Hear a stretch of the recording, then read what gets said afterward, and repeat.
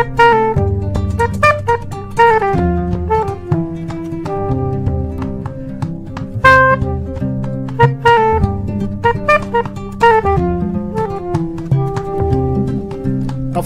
ngali konton kolen na jali yasilola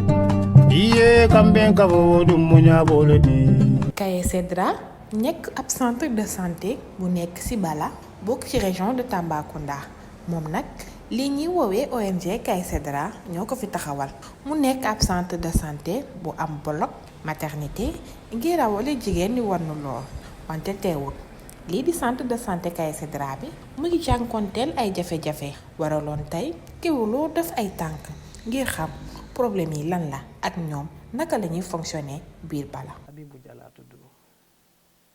Habibou Dia, je suis le directeur du centre médical de Bala. Centre médical Bala donc ñu ngi ko mettre en place depuis 2012 par l'association de Kaye Cedra, maintenant qui est devenue une ONG. Donc moom mu ngi œuvrer dans le domaine de la santé communautaire, donc par le biais des équipes mobiles. Donc on a 2 équipes mobiles qui font le tour des villages. Donc le centre polarise 40 villages et il y a 2 passages tous les mois. Et chaque équipe mobile est composée d'un infirmier, d'une sage-femme et d'un chauffeur. Donc ils font ce qu'on appelle de l'éducation sanitaire, de la sensibilisation et ensuite des soins. Donc et dans chaque village, il y a un relais communautaire donc qui travaille avec le centre. Donc s'il y a des problèmes ou bien si les équipes doivent se rendre dans ce village ou bien dans un village donné, donc ils avisent le relais qui informe les populations. Donc c'est comme ça que ça se passe. Le centre est un centre de formation et de coordination. Un centre de formation parce que les relais s'y rendent tous les mois pour suivre des formations de recyclage. Donc ici on a des programmes, c'est le moment aussi de les mettre au parfum, quoi. Voilà, c'est ça. C'est le centre médical de Bala, centre bu nga xamante ne depuis 2012 mi ngi œuvrer dans la santé rurale. Parce que comme vous le savez, médecine dafa nekk lu nga xamante ne dafa am ñaari volet. Donc il y a un volet bu nga xamante ne ci hôpital bi la ak un volet bu nga xamante ne ci population yi directement la. Donc mën naa leen wax ne pratiquement 80% ñi nga xamante ne mooy soins yi dañ koy effectuer au niveau rural, donc c'est-à-dire dans les villages. Mën naa leen wax aussi ne pratiquement kon 20% seulement li nga xamante ne loolu la ñuy faj la ñuy def ci hôpitaux yi. Donc raison pour laquelle la santé rurale dafa nekk benn aspect bu nga xamante ne et c'est incontournable dans le système de santé. Donc c'est la notion de santé communautaire. Deuxième aspect bi aussi mooy nous sommes dans une zone bu nga xamante ne dafa bëri àll bi nga xamante ne nag dafa yaatu. L'État ne peut pas être partout. Raison pour laquelle ONG bi ñuy naan Kaye Cedra donc en 2012 ñu am idée ñëw implanté wu fii à Bala nga xamante ne l'hôpital à Tamba se situe à 60 km, le centre de santé à Goudiri se situe à 50 km. Donc c'est une position stratégique. Ñu ñoo installé wu au milieu.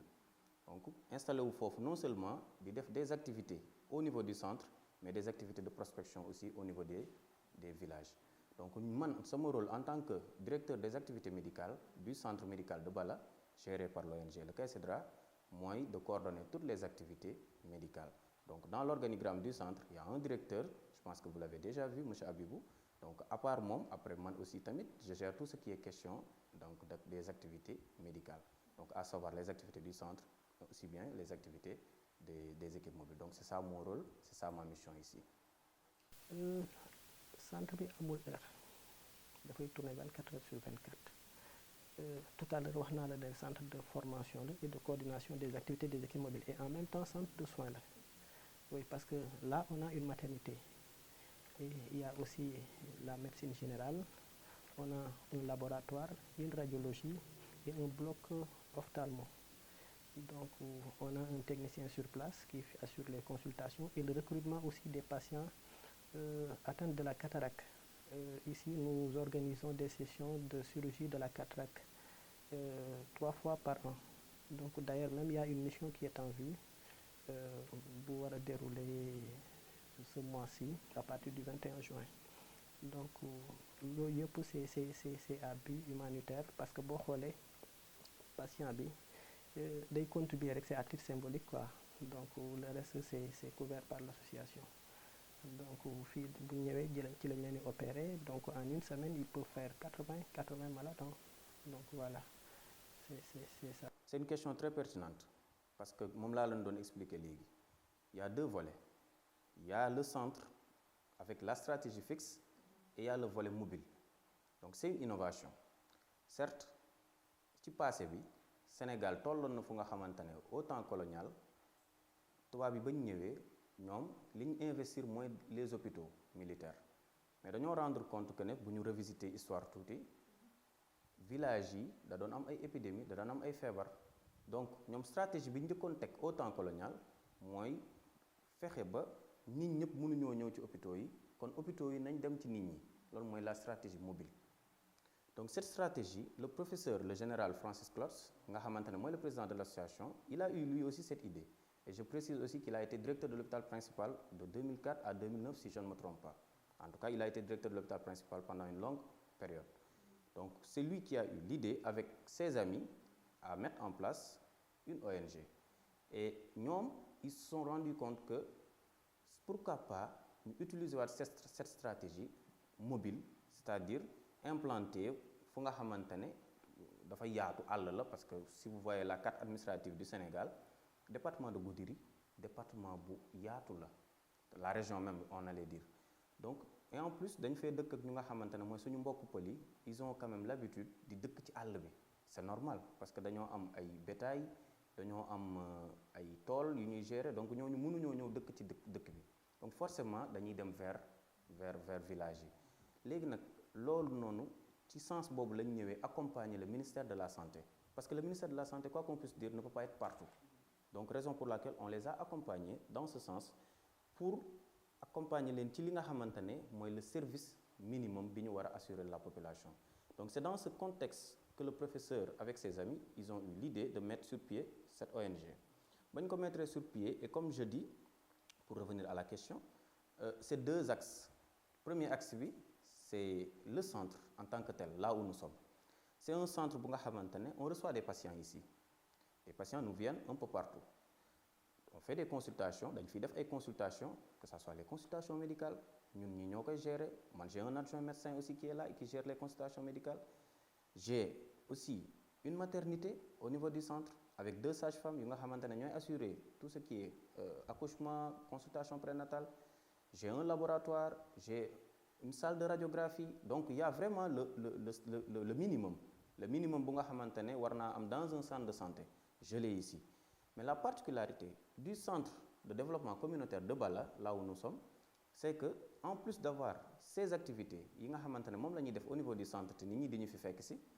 te ñuy travailler en parfaite collaboration aussi avec le ministère de la santé à travers le district sanitaire et la direction régionale de la santé de Tamba. Mais à côté aussi village yi nga xamante ne ñu ngi aux alentours te peut-être la couverture sanitaire demeewul noonu ñun on fait des projections à travers ces villages. Donc dañoo am ay véhicules mobiles. Donc une équipe carrément avec un chauffeur, un infirmier, une sage-femme, un responsable de la pharmacie, de la vente de médicaments. Donc ñooñu ñëpp chaque matin dañuy projeté wu dans les villages dugg dem vers les populations. Bu ñu accès ils font des consultations. J'aimerais bien sax ñu ànd sax ma wan leen un peu nan la ñuy defee see kii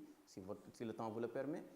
Mais c'est des activités yu nga xamante ne dañ koy ñëw vers la population defal leen ko. Ce ne sont pas que des activités de soins,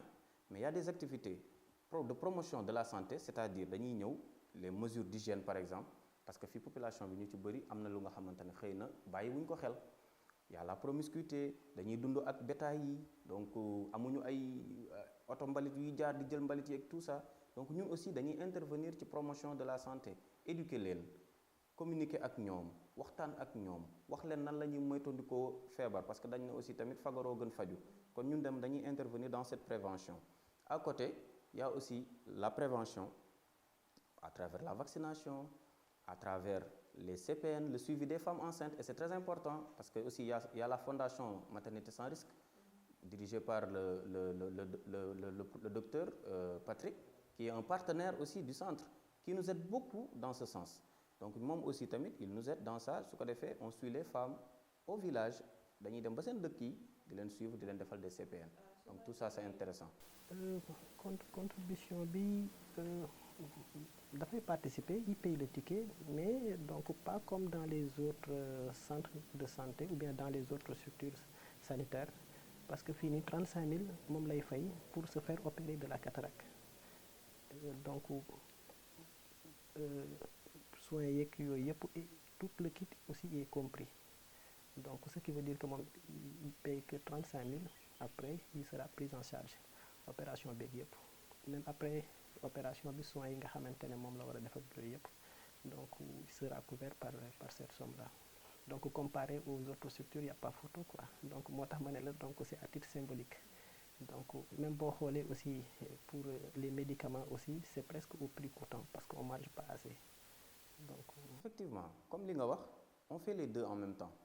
Il y a la stratégie fixe qui se fait au niveau du centre et la stratégie mobile avec les équipes mobiles. Donc on fait les deux en même temps, n'est-ce pas? Ñun ñi médecins aussi des fois on sort pour ça. Alors pour venir aux pathologies nga xam mooy feebar yi nga xamante ne moom la ñuy gën a faral di gis fii, bi ci jiitu ñëpp xam nañ zone bii li ñu gën a sonal c'est le palu, surtout en période d'hivernage. Palu bokk na ci li ñu gën a sonal. D'ailleurs les 4 régions yi nga xamante ne prévalence su palu mooy maanaam foofu lañ gis li ëpp ci palu mooy région de Tamba, région de Kolda, région de Kédougou et région de Sédhiou. waaw KKTS noonu lañ koy waxee. Donc ñun suñu zone bokk na ci région bu nga xamante ne palu moo fi ëpp. Donc raison pour laquelle ñun aussi tamit teg nañ ay mesures à chaque approche de l'hivernage, dañuy teg un comité préparatoire pour préparer hivernage bi. À côté de ça aussi, il y a d'autres pathologies, surtout chez les enfants, parce que dañoo nekk zone bu nga xamante ne aussi quoi qu'on puisse dire suñu demee ci rapport yu mujj yi ANSD yi sur le plan économique, c'est une zone bu nga xamante ne dañoo xaw a ndóol. Donc pauvreté daf fee am doole te pauvreté bu fa amee doole lekk bi tamit mën naa bañ a demee noonu. Donc les gens ne mangent pas à leur faim. Donc loolu aussi conséquence bi mooy lan, dañuy faral di am ay dénutrition, maanaam dañuy jeex, xale yi bu ñu juddoo du ñu am poids bu baax, yenn saa yi aussi tamit soxna yi dañuy faral di am anémie, maanaam dañuy manquer deret. Yooyu aussi c'est des pathologies yu nga xamante ne dañ ko fiy gis. Mais yooyu bu mu tax aussi ñu fàtte yeneen pathologie yu nga xamante ne dafa commencé nag bees di génn, parce que dafa am lu ñuy wax la transition épidémiologique. Bu njëkk ay feebar yu wàllee ka wàllaate lañ daan am, mais dañoo tàmbalee seetlu léegi te loolu ñu ngi koy gis de plus en plus nit ñi ñu ngi commencé développer feebar yu njëkk yi ñu daan tuddee feebaru tubaab bi mooy yan tension, diabète. Yooyu dañoo gis ne tàmbale na yokk, mënoo consulter léegi ba mu jeex te gisoo ko, te rawatina léegi li ñu commencé gis mooy dafa tàmbalee feeñ ci ndaw ñi. Donc loolu nag xam naa laaj na tamit ñu def ci taxaw seetlu surtout ci niveau ministère waxtaanaat ci. Mais pour wax daal ne li nga xamante ne mooy pathologie yi fi gën a bëri wax dëgg yàlla suñ ci jëlee pali jël ci manque deret, jël ci xale yi nga xamante ne dañuy faral di am dénutrition wala malnutrition, seen lekk baaxut demeewut noonu, mën nañ ci teg yi nga xamante ne mooy diabète ak tension. Yooyu daal mooy yi nga xamante ne dañ ko fi faral di gis lu bëri bëri. loolu nag mënul ñàkk, mais c'est très rare. bokk journal yi ma fi nekk yëpp bokk mosuma am cas boobu, donc yàlla dimbale nañu, donc ñu ngi am de bons résultats, et d'ailleurs c'est ce qui fait que le centre est victime de sa bonne réputation. Boo xoolee donc bëri na ay patients yu nga xamante ne sax il nous arrive de divers horizons. Am na ñu nga xamante ne ils quittent même Dakar pour venir ici se faire opérer, parce que aussi li koy def peut-être c'est le manque de moyens, donc peut-être c'est plus coûteux à Dakar, donc fii bu ñu assurer seen transport ba ñëw ba fii, donc voilà ils pourront se faire opérer donc à moindre coût. Et aussi c'est des spécialistes yu ñëw, c'est des chirurgiens spécialisés, donc ñoom ñooy ñëw, c'est eux qui assurent les actes, voilà. On a aussi un cabinet dentaire, moom ngeen gis à l'entrée. Boobu on a un souci de personnel, donc qui puisse venir et rester sur place. Donc c'est le docteur Annie Charby, donc c'est une chirurgienne dentiste qui assure donc son fonctionnement. Il vient tous les 2 mois ici pour pour faire des soins, donc des extractions, donc voilà. bëri na xam nga hépatite dafa nekk feebar bu nga xamante ne te loolu yaakaar naa war nañ ko wax sax internet yi war nañ ko wax population bi ñu xam ko hépatite feebar la bu nga xamante ne mën naa nekk ci yow te doo ko yëg gën gaa bëri buy feeñ ci yow ay yaram buy tàng la lay def ay articulation yuy metti maanaam grippe loolu la ñuy wax grippe donc looloo tax mu nekk lu nga xamante ne kon lu jar a bàyyi xel la te test bi yomb na lool dépistage bi yomb na lool képp ku nga xamante ne daal bëgg nga ko fii am na ci structure de santé yëpp dañ ko fii am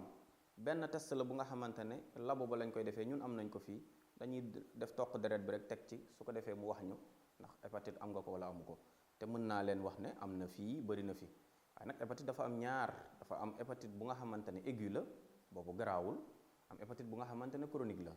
balaa loolu sax hépatite itam dafa bëri dafa am A B C D E xëy na nag yi ñuy gën a faral di jànkonteel mooy B bi ndax moom moo ci gën a sonale mooy indi ay chronique mooy dem ba joxe ay cancer ak yooyu donc looloo tax mais hépatite moom am na fi bokk na ci feebar yu ñu am yi nga xamante ne ñun dañ koy jël en charge xëy na nag bu àggee ci yenn niveau yi ñu soog koo jàllale ci spécialistes yi ñoom ñu continuer ko jël en charge.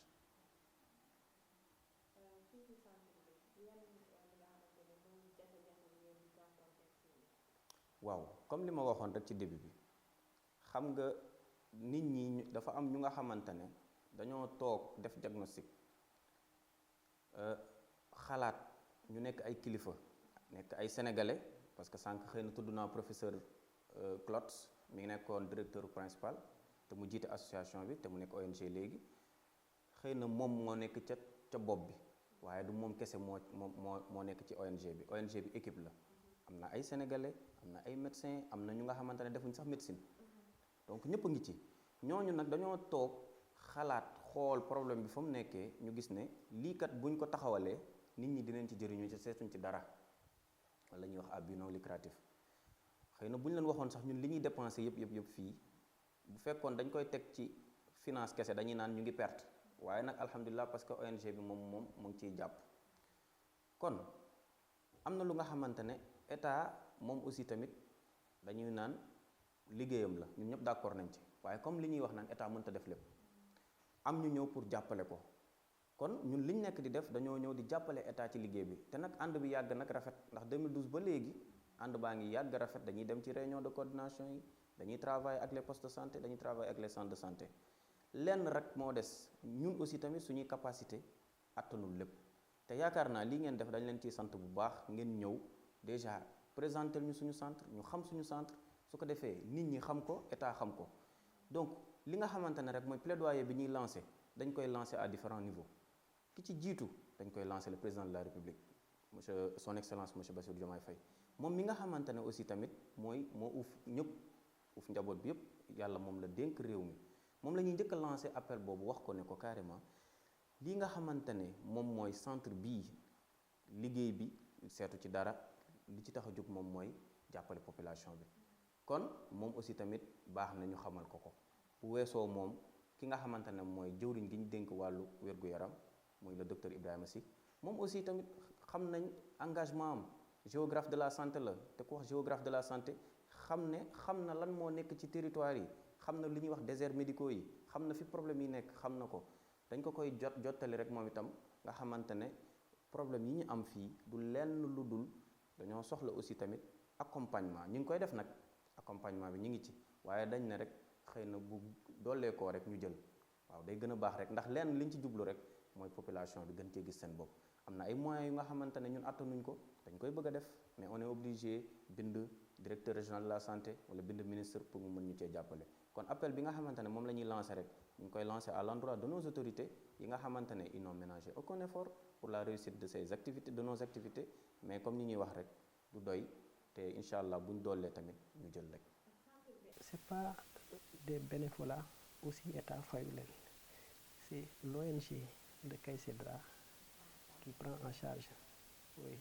le personnel qui paye le personnel donc mosuñu am nag appui état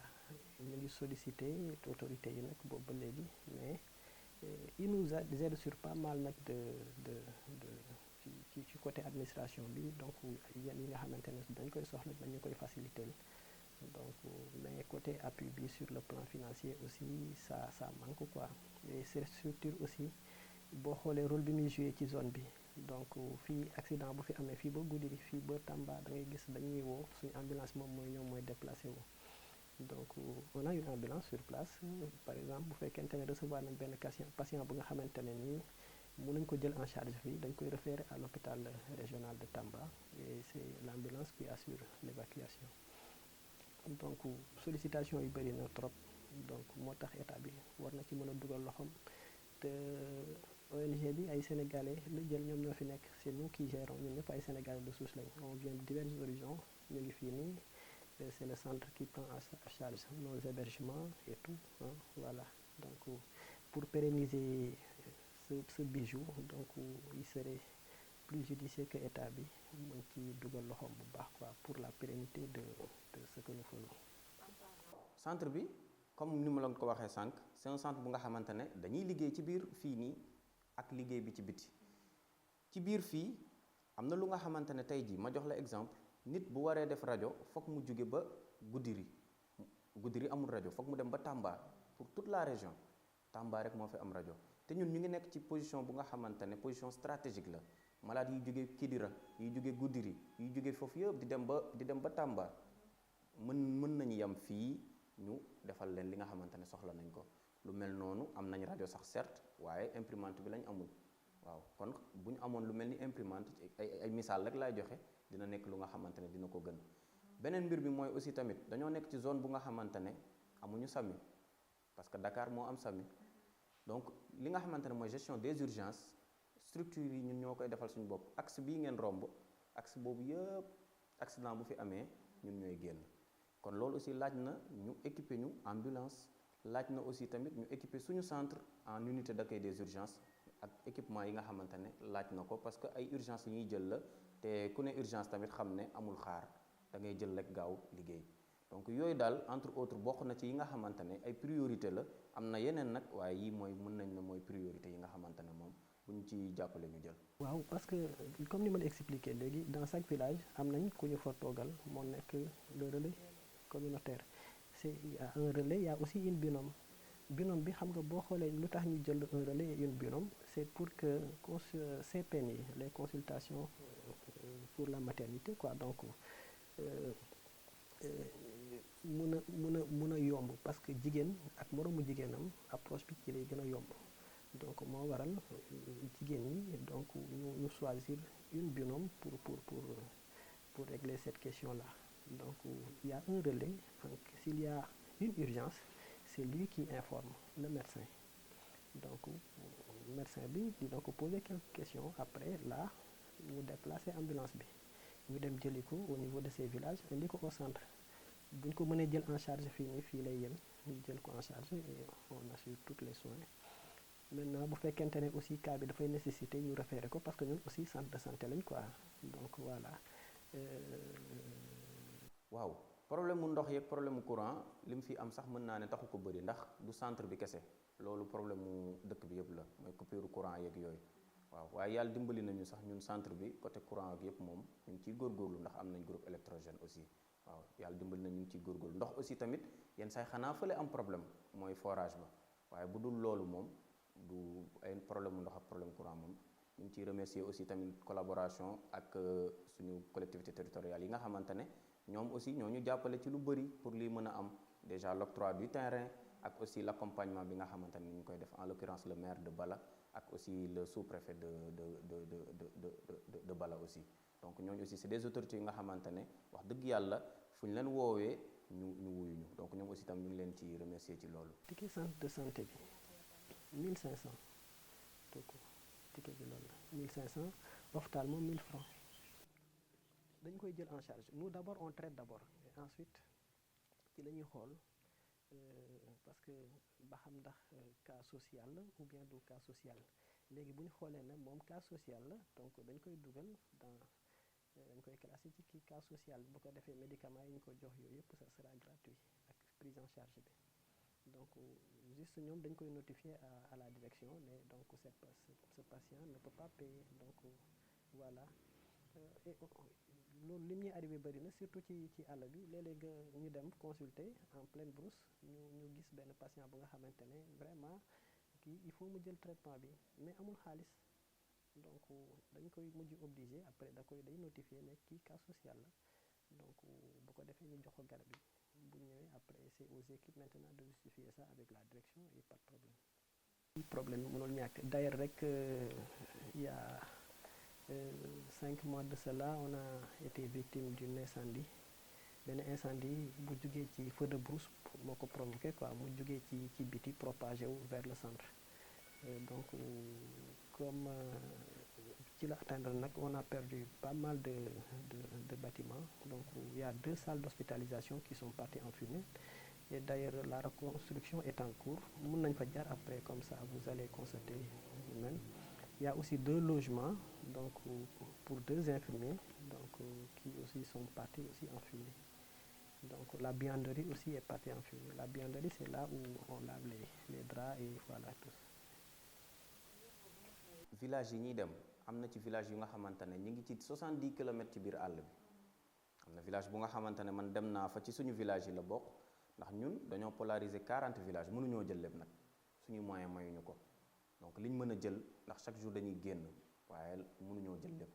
waaye bokk na ci village yi nga xamante ne ñu ngi fay dem village boobu boo fa taxawee soo dawaatee 15 kilomètres dugg nga Matam xam nga ne kon fa ñuy dem sori na ñooñu noonu tey jii bu amee jigéen juy matu amuñu ambulance amuñu oto amuñu sax réseau amuñu téléphone yenn saa ñooñu lu ñuy def mooy dañ koy teg ci saret man yooyu dama foogoon ne amul Sénégal dama ko doon dégg rek waaye ba mu ñëwee fii nag laa ko gis ndeke am na looloo tax nag ñun aussi itam dañuy def travail bu extraordinaire ci lool yenn saay dañuy daw ba fu nga xamante ne am nañu réseau ak saret bi ñu wooñu ñu génnee suñu ambulance dem jëli leen indi leen ndax am nañ fi maternité bu fekkee mbir mi nag daf ñu ëpp doole ñu jàllal leen hôpital waaye li nga laaj am na bu yàggul sax yaa même pas 2 semaines am na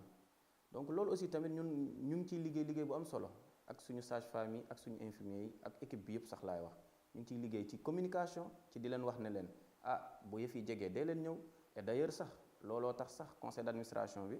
récemment ñu am xalaat bu rafet ne kon est-ce que duñu tabax fii ay bërëb bu nga xamante ne ñi dëkk fu sori comme bu matu bi tàmbalee ndax matu day bette bu tàmbalee est-ce que duñu leen xëcc jege leen ñu ñëw toog fii moom la ñuy wax maison des mamans xam naa sax du yàgg dinañ ko inaugurer incha allah su ko defee ñooñu nga xamante ne tey jii dañ leen daan rawale te ku xam ne matu dafa metti lu nekk xaj na ci est-ce que ñooñu duñ jege si ñëw toog su ko defee bu jegee rek ñu mën leen téye defal leen li nga xamante ne moom mooy faj bu war ndax ça nous arrive ay accouchement à domicile ba tey mi ngi fi am yenn saa yi nga gis ku nga xamante ne dañ koy évacuer bu ci yàggul rek am na ku nga xamante ne ay seex la ëmboon waaye yàlla dafa dogal kenn ki mu def accouchement à domicile ñëwul ak bakkan ñu koy rawale pour indi keneen ki yàlla def na sax keneen ki ba mu ñëwee mi ngi woon ci biir bi mi ngi doon dund mais le temps ñu koy yóbbu fële Tamba après xale boobu tam mujj ñàkk bakkanam donc mu nekk lu metti lu tiis lu nga xamante ne mujj naa ñàkk ñaari doomam yëpp yenn saa yi sax faf da ngay am sax cas yu nga xamante ne yaa ji sax faf day mujj ñàkk bakkanam mu nekk tamit tiis wu metti bu nga xamante ne buñ dalee wax dëgg yàlla ñun dañu am lu ñuy metti ñun ñëpp kon yooyu aussi tamit ay moyens yu ñu war a renforcer waat la de par les équipes mobiles parce que c'est des populations yu nga xamante ne ci àll bi lañ xam donc ñun ñoo war a adapté wu dem vers ñoom ñun mënuñ leen forcer ne leen force di ngeen ñëw accoucher fii donc il faut que ñun ñu dem vers ñoom waxtaan ak ñoom communiquer ak ñoom vraiment surtout avec l'innovation bi nga xamante ne centre bi mi ngi koy def muy la maison des mamans je pense que bu ubbee dina résoudre problème yu bëri incha allah aussi. waaw réorganisation rek la parce que comme am nañu d'autres salles yi nga xamante ne disponible woon na donc salle hospitalisation yi pour la médecine il y avait 3 salles donc fi mu nekk ni benn salle moo des salle boobu fi mu nekk ni moom mooy c'est une salle où il y a donc 8 lits donc voilà ñoom ñooy accueillir fi mu nekk ni les patients comme en maternité donc am nañ fa aussi 2 salles dañuy hivernage bi aussi mu ngi ñëw parce que hivernage bi période bu nga xamante ne dañuy recevoir malade yu bëri parce que y a le PADU donc voilà hospitalisation yi ci lay gën a bëri donc question d'organisation la et pour le moment on est aussi en train d'accélérer les chantiers pour que ñu gaaw pare donc voilà pour pouvoir faire face à l'hivernage. li nga laaj dafa dugg ci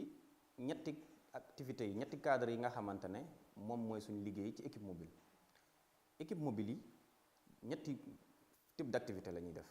dañuy liggéey ci activité curative maanaam ci wàllu soin da ngay ñëw nga feebar sama lii day metti ñu consulter la. Dañuy liggéey ci wàllu préventive mooy tey jii moytandiku feebar ci jëf ak wax, mais dañuy liggéey aussi itam ci promotion mooy sensibilisation bi. kon loolu mooy ñetti type d'activité yi nga xamante ne équipe mobile yi dañ koy def. kon li nga laaj day dugg ci activité bu mujj bi mooy promotion de la santé. Promotion de la santé nag du lu ñu créé ñun lu xam-xamu médecine jàngale la, loolu la ñuy woowee la santé communautaire. ñi nga xamante ne seen xel màcc na ci loolu loo xam ne bu baax li may wax muy santé communautaire. dëkk bu nekk village bu nekk ci suñu village yi dañ fa am ndaw mu ñu fa toogal ñu koy woowee le relais communautaire. mu nekk ku nga xamante ne ci dëkk bi la soqeekoo ñoom ñu tànnal ko seen bopp, ñoom waa dëkk bi, donc ñun duñ leen ko forcer. mu nekk ndawu dëkk bi ñu tànnal ko seen bopp mu leen di taxawu ci seeni problème déjà. ñun aussi tamit ñuy intervenir ci li nga xamante ne ci village yooyu noonu saa suñuy intervenir dañuy waxtaan ak relais boobu mooy doon suñu buntu. Relais boobu aussi tamit moom mooy doon ki nga xamante ne moo ñuy rapporter information yi. moom weer bu jot dañuy teg ay programme ci waxtaan ne weer wii comme weer wi ñu toll nii weeru waxtaanu pali la. su ko defee bu ñu demee ci àll yi ak relais yi nga xamante ne ñoo ñuy dimbali ci waxtaan wi ñu sensibiliser population bi waxtaan ak ñoom ci nan la ñuy moytandikoo feebaru sibiru. donc jox leen ay technique accompagner leen jox leen ay solution jox leen ay moustiquaires yooyu yëpp dañ koy def. bu loolu weesoo relais yi aussi tamit dañ leen di woo weer wu jot. relais yi nga xamante ne ay population bi lañ duñ ay agent de santé ay population bi lañ dañ leen jël former leen fii weer wu jot tamit ñu indiwaat leen yokkaat seen xam-xam ci li nga xamante ne bëgg nañ ñu waxtaanee leen ko. ndax ñun semaine bi mën naa ne weer wi gën gaa bëri ñaari yoon la ñuy dem ci village ba. su ko defee yeneen fan yi relais bi mooy jël mbir mi li nga xamante ne ñun dañuy ñëw ubbi bunt bi waxtaan ni tey weer wi lii la ñu war a waxtaanee suñ paree bàyyi relais bi continuer waxtaan wi. donc loolu mooy participer ci sensibiliser li nga xamante ne mooy population bi. donc pour revenir à la question. bu weesoo jafe-jafe ñiy dund ci biir KSDRA malade yi nag ñu ngi xamal ni que KSDRA centre de santé boo xamante ni lépp mu ngi fi waaye bu ñu sañoon lii di ticket ñu wàññi leen ko. hôpital bi vraiment hôpital bi macha allah gars yi day jóge si àll bi ñëw fii nii pour mun a faju quoi hôpital bi comme gis naa fi affaire bi macha allah quoi voilà fii. si affaire boobu la mooy jafe fii tuuti quoi parce que da ngay jóge fii ba nga dem ba garage parce que fii amul taxi moyen de transport voilà da ngay dog tànk nga dem ba garage wuti foofu ndekki loolu moom dafay jafe fii quoi loolu mooy loolu waaw mais fii kay fii soo jëndee fii ordonnance fii voilà fii kam yomb na waaw par rapport pharmacie bu nekk village bi. rajo mu ngi fi am na fii bii tamit am na fii am na lu bari ñu am fii hôpital bi macha allah vraiment tikki auparavant tikki 1000 francs lay doon mais bon soo bëggee dem si fay da ngay jënd tikki 1500 voilà tikki alhamdulilah parce que fay mun na faju ñu bari nekk si àll bi day xool après bon defe ne fay moom dafa ay si kii quoi xam nga ñun bëgguñu fay dem quoi à vrai dire ñu bëgguñu fay dem voilà mu nekk fii di faj ay paa yi ay ndaw si tamit waaw man de comme pour man dama bëggoon ngeen wàññi ticket yi voilà ñu am fi am restauration parce que donc fii ba garage dafa xaw jafe tuuti quoi voilà ñu am fi ay restauration loolu laa bëggoon. tous les jours ñu dem di leen apporter soins sensibilisation éducation sanitaire et tout donc voilà donc c'est très important que ce serait trop bien nag que état bi ñëw teel ci dugal loxoom pour la pérennité du centre. sama dernier mot di leen remercier bu baax ci li ngeen def remercier toute l'équipe pour le déplacement je sais que c'était pas évident donc ñëw ngeen ci zone bu difficile ñëw ngeen ci zone bu metti mais n'empêche je pense que c'est pour la bonne cause ndax li ngeen di def ñun le fait ngeen vulgariser liggéey yi nga xamante ne ay sénégalais lañ bàyyi seen njaboot Dakar ñuy bàyyi seen njaboot Kaolack vraiment ñëw fii ngir jàppale seen moromu sénégalais ndax sénégalais aussi tamit amul sénégalais de Dakar moo supérieur sénégalais de Tamba ñun gëmuñu loolu ñun ñëpp a yam donc aussi bien Dakar ni mu soxlawee ay médecins ak ay spécialistes noonu la village yi ak régions yi aussi soxlawee ay médecins donc ñun ci cadre boobu lañ nekk ci cadre boobu lañ ñëw yéen aussi bu ngeen ñëwee di bëgg a fësal kon suñu liggéey ñun duñ def lu dul sant leen di remercier aussi tamit ñi nga xamante ne samp nañ lii ndax kenn forcé wu leen bu leen neexoon ñu ne yor nañ suñu xaalis duñ ko def waaye nag am nañ xalaat bu rafet bi muy le professeur Clotz ak son équipe ñëw samp lii kon ñun dañ leen ciy sant di leen gërëm en tout cas di leen encourager ci yii aussi tamit di ñaan yàlla lii ngeen sumb nii tamit yàlla na sotteeg jàmm di ñaan aussi tamit ngeen ñibbiwaat ci jàmm ci fi ngeen jóge yéen ñëpp te lii nga xamante ne mooy yéene ngeen ko yàlla mottali ko ba ngeen matal ko ci jàmm incha allah foofu laay daanele samay kàddu. bu ñu waxtaanee ak lii di personnelu KAESEDRA xamal nañ ñu ko ni fii dara taxu leen fee taxaw toog lu dul faj ñi nga xamante ni ñu ngi ci village yi waral nag ñu taxawal ab relais ngir mettre à l'aise nit ñi yeewoo biir Kër Bala ak li ko wër li leen leen indiloon di leen dig daje ba beneen ak ci yeneen dëkk jaajëf.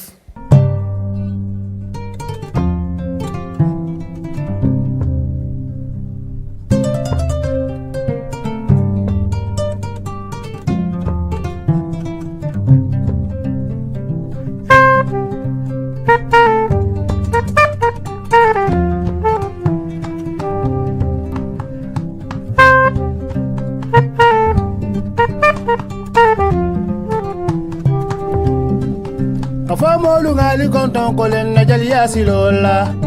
iye kamben kabo dum munya bolodi